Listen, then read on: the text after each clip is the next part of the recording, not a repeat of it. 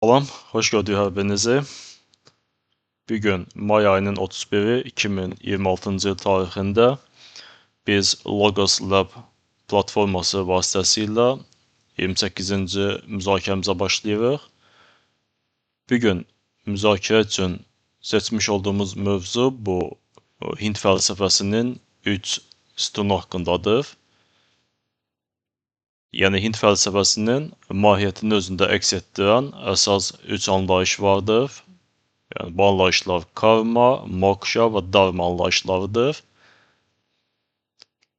Əgər biz bu anlayışları Hind fəlsəfəsinin tərkibindən çıxara bilsək, onda əslində Hind fəlsəfəsi adlı bir fenomen mövcud ola bilməz. Deməli, başlayaq bu anlayışların izahına, amma ilk öncə bir məqamı xüsusilə qeyd edək. Bu anlayışların ifadə edildiyi sözlər bu qədim Hind dili olan sanskrit dilinə məxsus olan sözlərdir və sanskrit dilindən tərcümə digər dillərdən tərcümə ilə müqayisədə daha çətindir. Və buna görə də biz, məsələn, karma anlayışının Azərbaycan dilində olan qarşılığını qeyd edən zaman, bu yalnız nisbi şəkildə məzmunu ifadə edə bilər. Yəni, bu olduqca vacib olan bir məqamdır. Ona görə də bizim istənilən bir sanskrit dilində istifadə etdiyimiz sözlər, yəni bunlar, tam şəkildə yalnız sanskrit dilində məzmunu özlərində ehtiva edə bilərlər. İstənilən halda, əgər biz tərcüməyə başlasaq, yəni qeyd etdiyim kimi, bu zaman artıq biz məzmunun qismən təhrif edilməsi, qismən itilməsi halları ilə qarşılaşmış oluruq.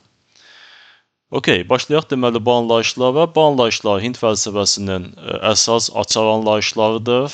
Yəni əslində Hind fəlsəfəsi, yəni bu anlayışların izah edilməsi, onların əsaslandırılması ilə bağlı deyil. Yəni daha çox həmin anlayışlardan çıxış edərək özlərinin fəlsəfi sistemlərinin, fəlsəfi dünya görüşlərinin qurulması ilə məşğul olublar. Və karma anlayışı, yəni bu sanskrit dilindən birbaşa tərcümədə nə isə etmək, nəsə bir hərəkət etmək, hər hansı bir nəticəni doğurmaq, yəni bu kimi anlamları özündə ifadə edir. Və biz karma anlayışının da məzmununu izah edən zaman burada stabil bir məzmuna rast gələ bilmirik. Yəni hətta sanskrit dilində belə karma anlayışı, yəni qədim Hind sivilizasiyasının müxtəlif inkişaf mərhələlərində müxtəlif məzmunlar ifadə etmişdir. Məsələn, erkən inkişaf mərhələsində, yəni sivilizasiyanın erkən inkişaf mərhələsində karma deyən zaman bu sadəcə olaraq hər hansı bir dini, ritualistik hərəkətlərin düzgün icra edilməsini nəzərdə tuturdu. Yəni siz dindar insansınız, hər hansı bir məqsədə nail olmaq üçün dini ritualları yerinə yetirirsiniz. Əgər dini ritualları düzgün icra etmiş olsanız, onda istədiyiniz nəticəni əldə edə bilərsiniz. Amma əgər dini ritualı düzgün icra etməsəniz, onda arzu edilən nəticəyə yetişmək, yəni həmin arzuya çatmaq mümkün deyildir. Məsələn, burada dini ritualın düzgün icra edilməsi deyəndə, məsələn, dini məqsədlərlə oxunan dualar və ya himnlər, yəni bu zaman sözlərin düzgün tələffüz edilməsinə xüsusi diqqət ayrılırdı. Əgər sözlər düzgün tələffüz edilərsə, yəni bu artıq dini ritualın düzgün icra edilməsinə gətirib çıxarmış olur və son nəticə olaraq siz arzu etdiyiniz nəticəyə çata bilirsiniz. Amma məsələn, sözləri düzgün tələffüz etməsəniz, bu zaman dini ritual düzgün icra edilmiş sayılmır və arzu edilən nəticə də əldə edilmiş sayılmayacaq. Və beləliklə, ilkin anlamında karma özündə heç bir əxlaqi dəyər, mənəvi anlam kəsb etmirdi. Bu sırf yəni təkrar da olsa qeyd edək, yəni mexaniki şəkildə dini ritualların düzgün icra edilməsinə diqqət ayırırdı. Amma sonraki inkişaf mərhələsinə biz baxsaq, yəni sivilizasiyanın daha sonraki inkişaf mərhələlərində artıq karma ideyası ilə əxlaqi dəyər, yəni bir mənəvi anlam qovuşmağa başlayır. Yəni biz karma deyəndə bunun bir fəlsəfi interpretasiyasına keçid almış oluruq. Əgər bir qısa şəkildə ifadə etmiş olsaq, yəni daha sonraki inkişaf mərhələsində karma bir səbəb-nəticə arasında olan zərurəti özündə ehtiva edən fəlsəfi prinsipə çevrilmiş olur. Yəni əgər səbəb varsa, mütləq şəkildə həmin səbəbin doğurmuş olduğu nəticə də olmalıdır. Əgər nəticə varsa, deməli həmin nəticəyə gətirib çıxaran səbəb də mövcud olmalıdır. Yəni biz bunu fəlsəfi terminologiya ilə ifadə etsək, bu sırf deterministik bir sistemdir. Yəni məsələn biz elmin özündə də mesela Newton fizikasında biz ciddi determinizmə rast gələ bilirik. Newton fizikasına görə əgər səbəblər çoxluğunun hamısı baş verərsə, zəruri şəkildə həmin səbəblər çoxluğundan doğan nəticədə reallaşmalıdır. Amma Newton fizikası bu təbii ki, fiziki sistemlərə aiddir, yəni maddi dünyaya aiddir. Amma Newton fizikasından fərqli olaraq, yəni karma ideyasında ehtiva edilən determinizm sadəcə maddi sistemi özündə əks etdirmir. Yəni bu prinsip həm maddi dünyada fəaliyyət göstərir, həm də qeyri-maddi dünyada fəaliyyət göstərir. Ümumiyyətlə bizim reallıq kimi adlandıra biləcəyimiz bir fenomen varsa, həmin reallığın əsasında dayanan səbəb-nəticə əlaqələr sistemini, yəni səbəblərin avtomatik şəkildə, zəruri şəkildə müvafiq nəticəni doğurması ideyasını özündə əks etdirir. Və burada vacib bir məqam nədən ibarətdir? Əgər səbəb baş veribsə, nəticənin də, yəni müvafiq nəticənin də yaranmasının qarşısını heç bir qüvvə kəsə bilməz. Yəni bunun qarşısını heç bir insan kəsə bilməz. İstər maddi, istər qeyri-maddi dünyada baş verən heç bir hadisə, fenomen kəsə bilməz. Hətta tanrıların və digər fövqəltəbii qüvvələrin də iradəsi, istəyi həmin nəticənin reallaşmasının qarşısında maneə ola bilməz. Və biz bu aspektdən çıxış edəriksə, yəni karma prinsipi, yəni səbəb-nəticə əlaqələr sistemi hətta Tanrının və yaxud tanrıların iradəsindən belə daha güclü bir fenomendir. Və əgər siz xatırlayırsınızsa, biz daha əvvəlki müzakirələrimizə qeyd etmişdik, yəni Tanrı anlayışını izah edən zaman biz qeyd etmişdik, məsələn, Hind dünya görüşünə görə Tanrı hər şeyə qadir deyil. Yəni hər şeyə qadir olmaması o deməkdir ki, yəni karma prinsipinin özü, yəni səbəbiyyət prinsipinin özü hətta Tanrının özündən belə daha güclü bir fenomen kimi diqqəti cəlb etmiş olur. Yəni hətta Tanrı həmin səbəbiyyət prinsipinin yaranmasına başlanğıc vermiş olsa belə, yəni Tanrının özü də həmin səbəbiyyətə tabe olan bir fenomendir. Yəni belə və bunun deməli biz fəlsəfi interpretasiyasını qeyd etdik və bunun deməli əxlaqi tərəfi nədən ibarətdir? Yəni bu günlər bizim etmiş olduğumuz hər hansı bir hərəkət və yaxud seçmiş olduğumuz hər hansı bir şey mütləq şəkildə gələcəkdə öz nəticəsini doğurmalıdır. Yəni ola bilməz ki, biz bu günləri nəyisə eləyək və yaxud nəyisə seçək, amma bunun nəticəsi baş verməsin. Yəni bu istər bizim sosial həyatımızda, istər bizim mənəvi həyatımızda, istər bizim şəxsi həyatımızda baş verən, yəni istənilən qəbildən olan hadisə və proseslərə aiddir. Və yaxud yəni biz istər öz şəxsi həyatımızda, istər ümumiyyətlə sosial həyatda və ya müşahidə etdiyimiz və müşahidə etmədiyimiz istənilən bir proseslər sistemində nəyəsə rast gələ biləriksə, nəyinsə ola biləcəyini güman edə biləriksə, bu artıq daha əvvəl edilmiş olan hərəkətlərin və seçilmiş olan, verilmiş olan qərarların nəticəsi olaraq meydana çıxmış olur. Yəni, sırf qeyd etdiyimiz kimi, səbəb-nəticə əlaqələr sistemin özündə əks etdirir. Amma burada vacib bir məqam var, yəni bu prinsipin özü sanki bir məntiqi ziddiyyəti də gətirib çıxarmış ola bilər. Yəni, ilk baxışda sanki bir məntiqi ziddiyyətin də yaranması ilə nəticələnə bilər.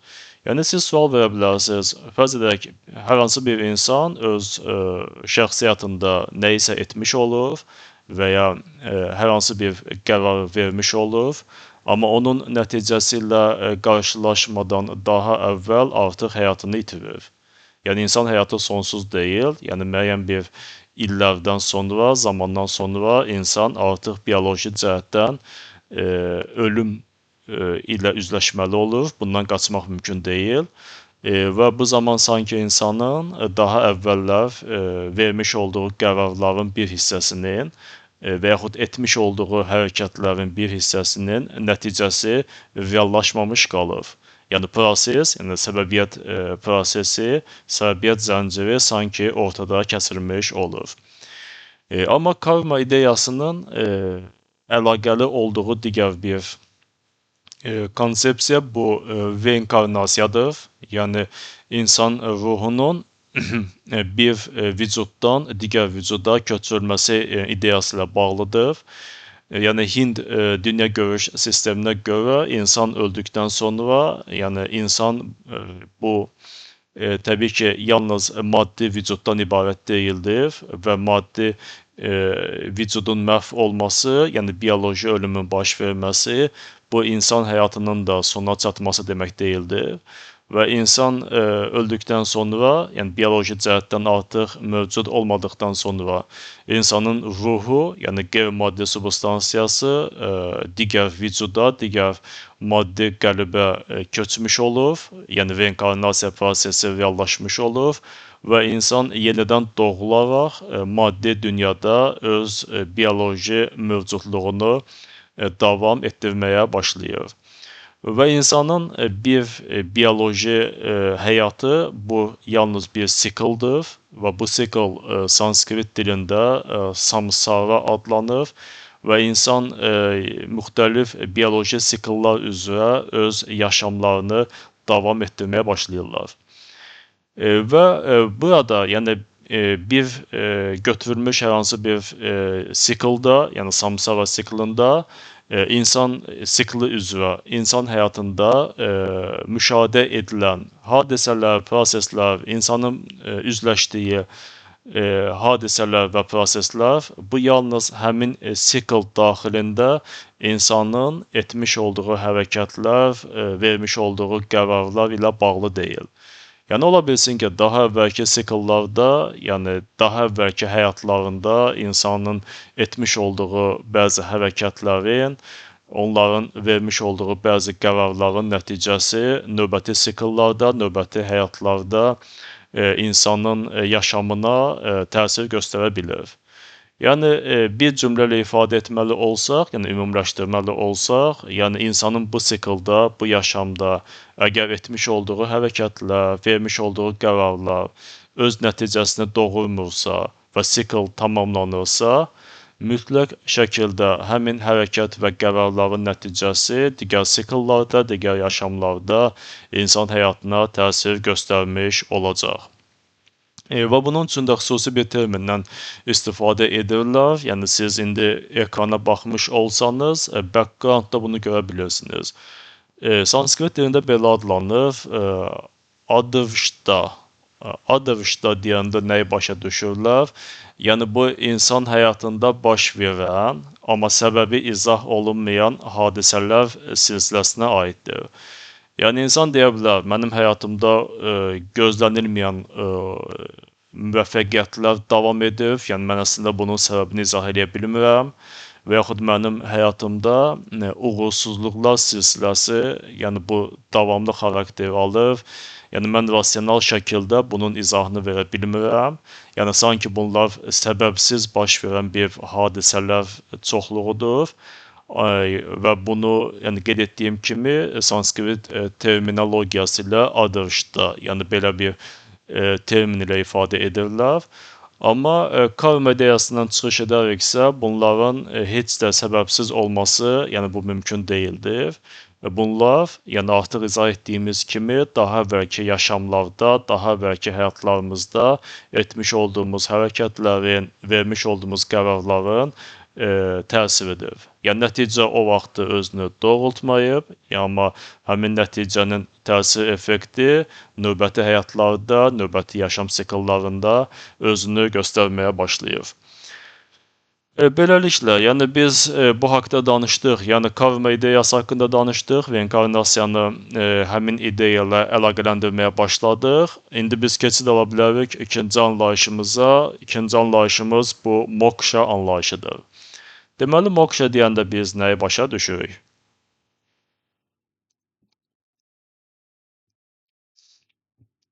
Karma ideyası, yəni birbaşa olaraq insanı müxtəlif sikllar, yəni prinsipcə sonsuz sayda sikllar ilə maddi sistemə bağlayır. Yəni insan heç bir halda bu maddi sistemi, dünyəvi həyatı tərk edə bilmir. Yəni bir vücud məhv olur, bir maddi qəlb məhv olduqdan sonra insan digər vücudda, digər maddi qəlbdə öz yaşamını davam etdirməyə başlayır. İlk baxışda bu sanki bir xoşbəxtlik kimi izah oluna bilər. Yəni insan ölümsüzdür, yəni insan maddi dünyada qalmaqda davam edir. Amma Hind dünya görüşünə görə dünyəvi sistemdə mövcud olmaq bu insanın xoşbəxtliyi deyildir. Yəni bu əslində insanın maddi dünyadan asıllığının ifadəsidir. Bu insanın azad ola bilməməsinin ifadəsidir. Və insan sanki dünyəvi sistemə, yəni bir maddi qəlbə zəncirlənmiş vəziyyətdədir. Deməli, azad olmaq üçün, yəni insanın maddi sistemdən azad olması lazımdır, dünyəvi sistemin zəncirlərindən xilas olması lazımdır və insanın həmin karma, yəni yenidən doğuluş, reinkarnasiya, samsara siklları üzrə yenidən doğulma zəncirindən, prosesindən xilas olması lazımdır. Və bu xilas olma, azad olma özündə moksha anlayışının məzmununu ifadə edir. Yəni moksha sözü sanskrit dilindən tərcümədə azadlıq, xilas olma kimi tərcümə edilir. Amma bu azadlıq bu bizim siyasi müstəvidə anladığımız azadlıq deyildir. Yəni demokratiya, insan hüquqları, azadlıq bu anlamı özündə əks etdirmir. Burada azadlıq deyəndə insanın deməli qeyri-maddi substansiyasının, yəni ruhunun deməli dünyəvi qəlbdən, dünyəvi mövcudluqdan xilas olması, yəni bu zəncirdən xilas olması və əgər belə demək mümkündürsə, yaradılışa doğru, yəni digər bir metafizik dünyaya doğru geri qayıtması, ona qovuşması kimi izah oluna bilər. Deməli, biz moksha ideyası dedikdə, deməli biz insan mövcudluğunda, yəni hər bir insanda iki tərəfi fərqləndirə bilirik. Bunun bir maddi tərəfi vardır, bir vücud ilə bağlıdır, insanı bu dünyaya bağlayır, dünyəvi sistemə bağlayır. Bir də hər bir insanda bir transcendental tərəfi vardır, yəni qeyri-dünyəvi bir tərəfi vardır. Və bu qeyri-dünyəvi tərəf bu xalis ruhu ifadə edir, təmiz ruhu ifadə edir. Və həmin ruh insan vücudunda, yəni bir maddi qəlbə salınmışdır və həmin maddi qəlbdən xilas olmaq istəyir. Və həmin maddi qəlbdən xilas olaraq yaradılışa doğru, yəni gəlmiş olduğu metafizik dünyaya doğru geri qayıtmaq istəyir. Və əgər bunu əldə edə bilərsə, yəni bu artıq moksha vəziyyətinin reallaşması deməkdir və həmin insanda azad insan adlanır və Azad insan anlayışı da sanskrit dilində arhat, yəni arhat, yəni belə bir termin ilə ifadə edilmiş olur. Və moksha anlayışı, yəni bu Veda ədəbiyyatında qəbul edilən anlayışdır. Yəni Hind fəlsəfəsinin çıxış ədəbiyyatı olaraq, başlanğıc ədəbiyyatı olaraq qeyd etdiyimiz Veda ədəbiyyatında öz əksini tapır. Və Veda ədəbiyyatından sonra formalaşan, yəni tarixi baxımdan Veda ədəbiyyatından sonraki dövrdə formalaşmış olan 9 klassik Hind məktəbindən yalnız biri Mokshanı qəbul etmir. Yəni bu deməli adlanır məktəb Charvaka məktəbi. Yəni Charvaka məktəbindən başqa yerdə qalan 8 məktəbin hər biri, yəni bu Moksha anlayışından istifadə edir və Moksha anlayışını özlərinin fəlsəfi dünya görüş sistemlərinin qurulmasının mərkəzinə gətirmiş olurlar. Amma bu demək deyildir ki, bütün məktəblərdə mokşaya yanaşma, ondan çıxış edərək fəlsəfi sistemin qurulması eynidir. Məsələn, Buddizmdə mokşadan istifadə edərək fəlsəfi sistem bir şəkildə qurulur, Jainizmdə bir qədər fərqlidir, yoqada yenə də fərqlidir və s. Amma istənilən halda, yəni bütün Hind fəlsəfi məktəblərinin xarakterik xüsusiyyəti bundan ibarətdir ki, yəni onlar mokshanın mümkün olmasını əsaslandırmalıdırlar. Yəni burada əgər aniv moksha, yəni siz indi ekranda görə bilirsiniz, yəni sağ yuxarı tərəfdə aniv moksha, yəni mokshanın qeyri-mümkünlüyünün çıxa biləcəyi bir fəlsəfi sistem, yəni bu özündə məntiqi ziddiyyətin yaranması deməkdir. Deməli, başqa sözlə, yəni Hind fəlsəfi məktəbləri, yəni bu Charvaka məktəbindən başqa yerdə qalan 8 fəlsəfi məktəb, yəni öz ideyalarını, fəlsəfi prinsiplərini, qanuna uyğunluqlarını, konseptlərini elə bir nizama düzməlidir ki, son nəticədə mokshanın, yəni insanın xilas ola bilməsi, dünyəvi sistemdən azad ola bilməsinin bir məntiqi cəhətdən əsaslandırılması mümkün olsun. Əgər həmin ideyalar, prinsiplər, konseptlər hamısı bir sistemə düzülan zaman, son nəticə olaraq insanın maddi sistemdən xilas olmasının mümkünsüzlüyü, yəni anir-moksha vəziyyəti qeydə alınarsa, belə bir nəticə çıxarsa, deməli bu artıq fəlsəfi sistemdə olan ziddiyyəti, məntiqi qüsuru özündə ehtiva etmiş olur. Yəni bu aspektdən bir çıxış edəriksə, yəni bu Hind fəlsəfə məktəbinin, məsələn, qərb fəlsəfə məktəblərindən bir fərqli xüsusiyyətini də ortaya qoymuş olur. Məsələn, qərb fəlsəfə məktəbləri sırf məntiq üzərində qurulmuş olan bir sistemlərdir əsasən və burada məntiqi ziddiyyətlərdən qaçmağa çalışırlar. Yəni bu istər formal məntiqi ziddiyyətlərdir, istər qeyri-formal məntiqi ziddiyyətlərdir. Yəni bunlardan xilas olmağa çalışırlar. Və biz məntiq haqqında danışan zaman bunları biz dəfələrlə müzakirə etmişik. Məsələn, fərz edək ki, əgər biz bir sadə qəti sillogizm qurmaq istəyiriksə, bu zaman 11 qaydaya əməl etməliyik. Yəni bunlardan 7 qayda bu ümumi qaydalardır, bütün sadə qəti sillogizmlərə aiddir. Amma 4 qayda bu sadə qəti sillogizmlərin fiqurları ilə bağlıdır. Yəni ümumilikdə burada biz 11 qaydanı qeyd edə bilirik. Məsələn, bütün insanlar öləridir, Sokrat da insandır, deməli Sokrat da öləridir. Yəni biz məsələn bu sadə qəti sillogizmdə 7 ümumi qayda və bu sillogizmin aid olduğu birinci fiqurun qaydasını pozmamışıq. Buna görə də məntiqi ziddiyyət yoxdur. Yəni bu sillogizm qəbul ediləndir. Yəni təqribən qərb fəlsəfi məktəbləri, yəni əgər məntiqi ziddiyyətlərdən qaçmaq istəyirlərsə, yəni qurmuş olduqları arqumentdə məntiqin qeydə almış olduqları bütün qaydalara əməl etməyə çalışırlar. Amma Hind fəlsəfəsi belə deyil. Yəni Hind fəlsəfəsində, yəni məntiqi qüsur, məntiqi ziddiyyət deyəndə bu sırf məntiq ilə bağlı olmaya da bilər. Yəni, məsələn, sillogizmin qaydalarının gözlənilməsi, düzgün arqumentin qurulmasının şərtlərinin gözlənilməsi bu məntiqi ziddiyyətdən qaçmağın yalnız bir tərəfidir.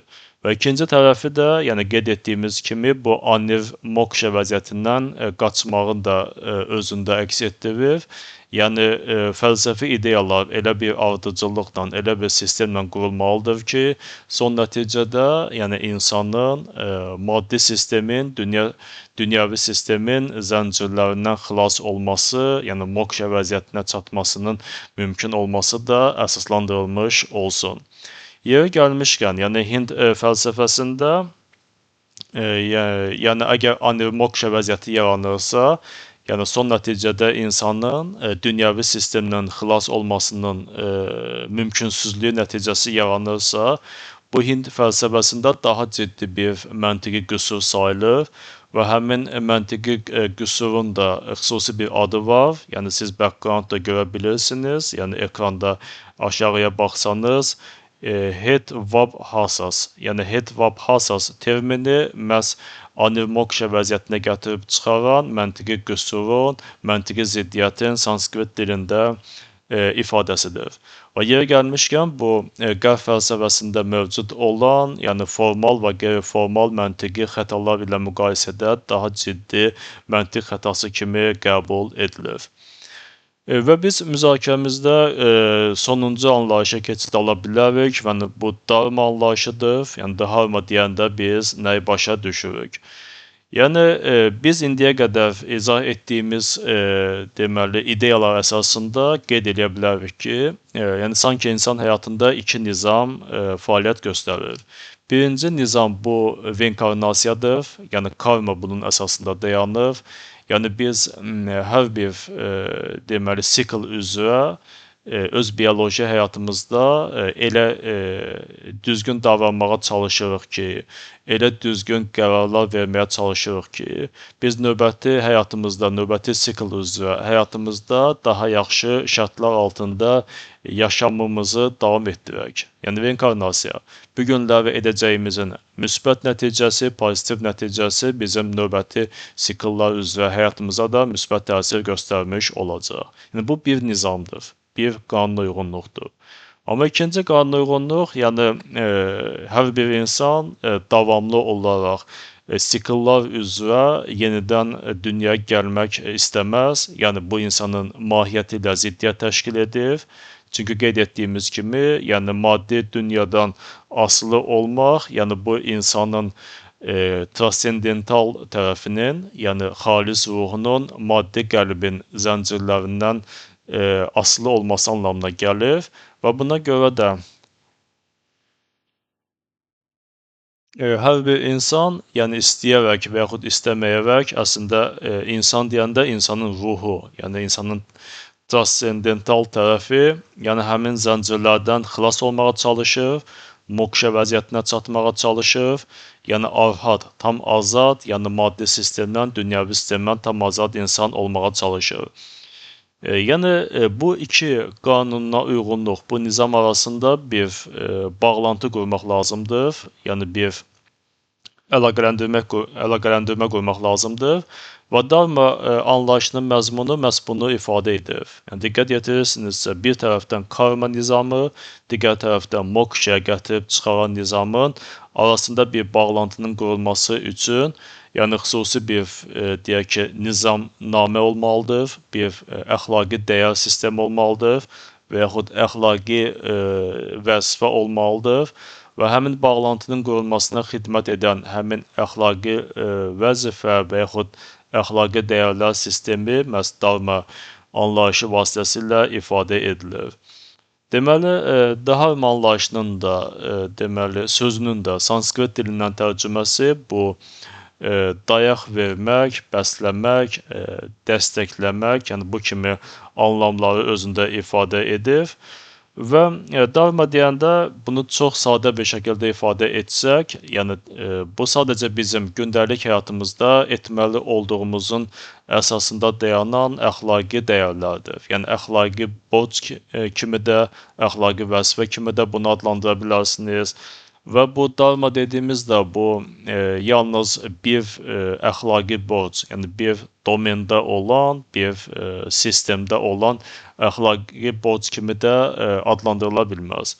Məsələn, deyək ki, ailə darması var. Ailə darması deyəndə biz nəyə başa düşürük? Yəni, hər bir insanın öz ailəsi qarşısında öhdəsinə götürmüş olduğu əxlaqi vəzifə və yaxud əxlaqi öhdəlik, əxlaqi borcumuz. Yəni, biz ailəmizə qarşı necə davranmalıyıq? Yəni, bunun bir əxlaqi dəyərlər prinsipi vardırsa, yəni bu ailə darmasını özündə ifadə edir. Amma insan həyatı yalnız ailədən ibarət deyil axı. Yəni, biz həm də müəyyən bir icmaya daxilik. Yəni, bu istər lokal icmadır, yəni bizi əhatə edən mikrososial mühitdir və yaxud biz cəmiyyətə məxsusuq, yəni cəmiyyətin bir üzvü kimi, bir fərdi kimi, yəni makro sosial sistemin bir üzvü kimi, yəni cəmiyyət qarşısında da, icma qarşısında da müəyyən bir əxlaqi öhdəliyimiz var, əxlaqi borcumuz var. Yəni biz necə davranmalıyıq, hansı qərarları qəbul etməliyik, yəni bu da bizim deməli icma qarşısında olan darma, yəni bu prinsipləri özündə əks etdirmiş olur. Amma insan həyatı yalnız bu deməli ailə və icmadan ibarət deyil. Yəni insan həm də bir dövlətin vətəndaşıdır. Yəni həmin dövlət qarşısında da insanın bir əxlaqi borcu var, əxlaqi öhdəliyi var. Və həmin əxlaqi borcun yerinə yetirilməsi bu, məsələn, dövlət qarşısında bizim darmamızdır. Bundan başqa, bu yalnız sosial həyat ilə bağlı deyil. Yəni, insan, məsələn, özü qarşısında da bir darması vardır. Yəni, insanın da özü qarşısında bir əxlaqi borcu vardır. Həmin əxlaqi borc, məsələn, insanın özünü təmizlənməsi, mənən kamilləşməsi, mənən daha da qüsurlardan xilas olması, yəni bu kimi amillər insanın özü qarşısında olan darmasını ifadə edir, yəni əxlaqi borcunu ifadə edir. İnsanın tanrı və yaxud tanrılar qarşısında əxlaqi borcu vardır, əxlaqi vəzifələri vardır. Məsələn, tanrılara qurban kəsmək, müəyyən ritualları yerinə yetirmək, yəni bu da tanrı qarşısında insanın darmasıdır. İnsanın təbiət qarşısında darması vardır. Yəni, insan yalnız tanrıya, yalnız sosial həyata, yalnız özünə məxsus deyildir. Yəni, insan həm də təbiətə məxsusdursa, deməli, təbiət qarşısında da müəyyən əxlaqi borcu vardır, əxlaqi vəzifələri vardır. Məsələn, bu nə ola bilər? Təbiətin qorunması, yəni bitkilər və heyvanlar aləminin qorunması, ona ekoloji stabilliyə töhfə vermək və s. Yəni, bu da insanın təbiət qarşısında olan darmasıdır və s. Yəni, bu aspektdən biz çıxış edəriksə, darma dediyimiz bu yalnız bir istiqamətdə olan, bir domendə olan əxlaqi kodekslər sistemi deyildir.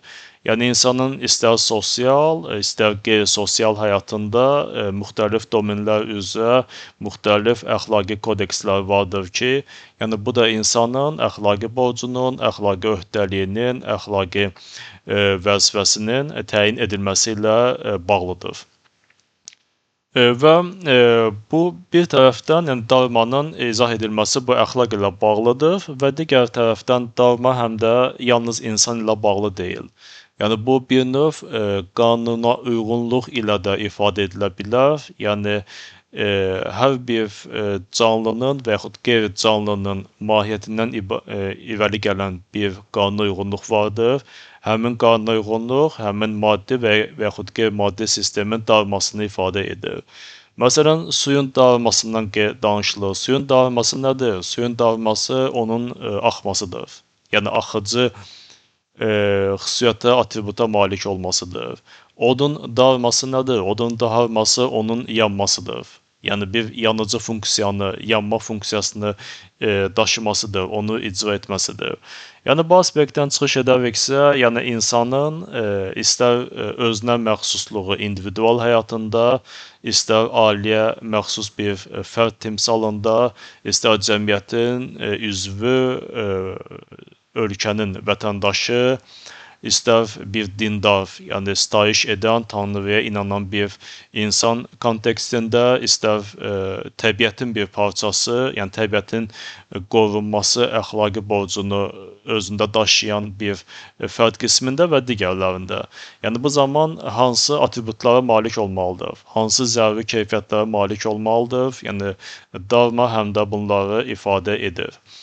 Və burada vacib olan bir məqam nədən ibarətdir? Yəni darma deyəndə bu, deyək ki, Tanrının yazmış olduğu bir əmrlər sistemi deyildir. Yəni xüsusi bir kitab və yaxud müqəddəs mətnlər toplusu yoxdur ki, yəni biz orada yəni qeyd etdiyimiz, eyni zamanda qeyd etmədiyimiz müxtəlif domenlər üzrə, sahələr üzrə insanın əxlaqi borcunun, əxlaqi vəzifəsinin nədən ibarət olmasını oxuya bilək, onları həyatımızda reallaşdıra bilək və s.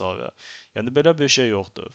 Yəni burada çətin olan bir məqam, yəni müxtəlif domenlər üzrə dağılmaların, yəni əxlaqi vəzifələrin uzlaşdırılması, koordinasiya edilməsidir.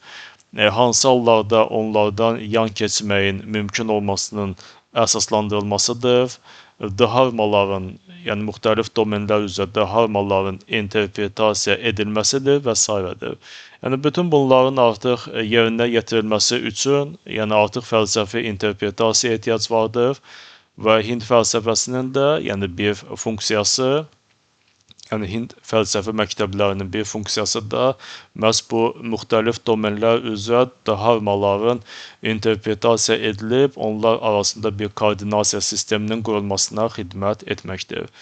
Yəni başqa sözlə Hind fəlsəfəsinin, yəni bu qərb fəlsəfəsindən fərqli olaraq bir mühüm cəhəti də onun mütləq şəkildə praktik əhəmiyyət daşımasıdır.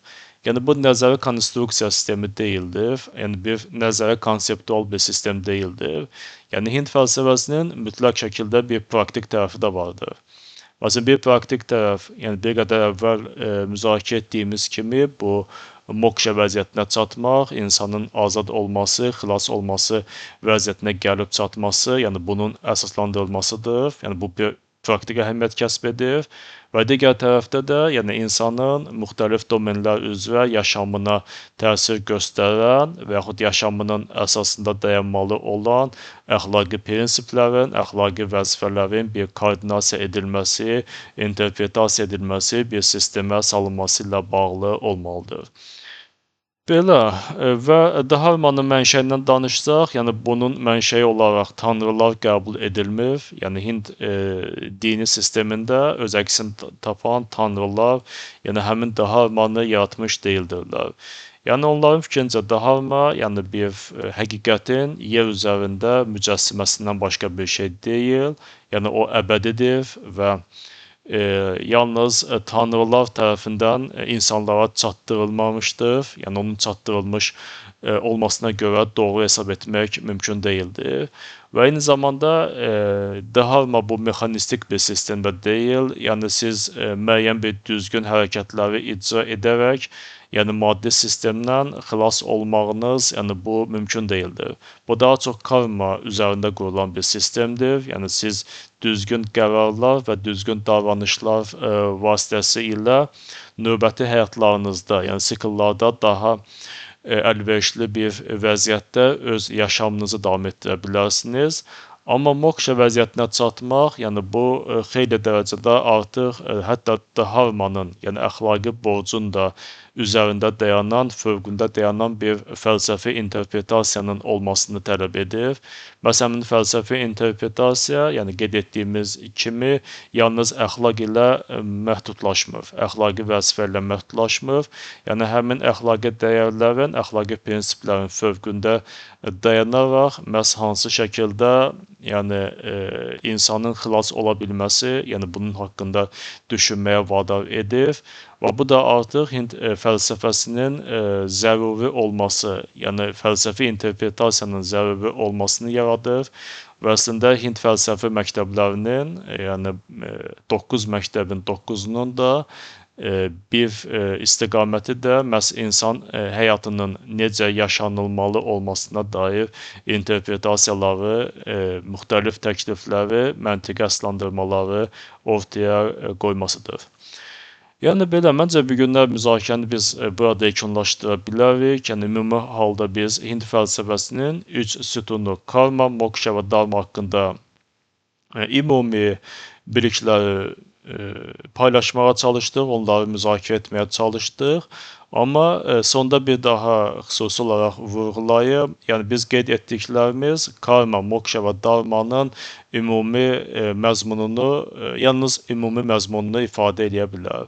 Amma müxtəlif fəlsəfi məktəblərdə, məsələn Buddizmdə, Jainizmdə, yoqada, Mimansada, Vaişeşika və digər məktəblərdə yəni həmin anlayışların interpretasiyası, həmin anlayışlardan yola çıxaraq praktik strategiyanın, yaşam fəlsəfəsinin qurulması, yəni bunlar təbii ki, olduqca zəngin, olduqca detallı xarakterə malikdir və gələn müzakirələrimizdə yəni mümkün qədər həmin məsələlərə də toxunmağa çalışarıq.